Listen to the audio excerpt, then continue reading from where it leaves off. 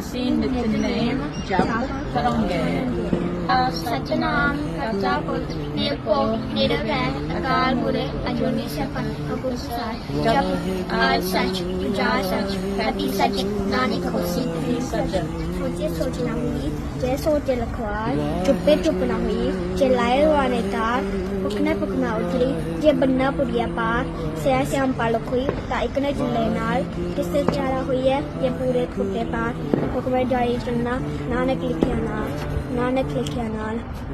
नहीं होना काल हुक्म किया जाए नहीं हो जीरे हुक्म लगवाई हुक्मी उत्तम नीच हुक्मी लग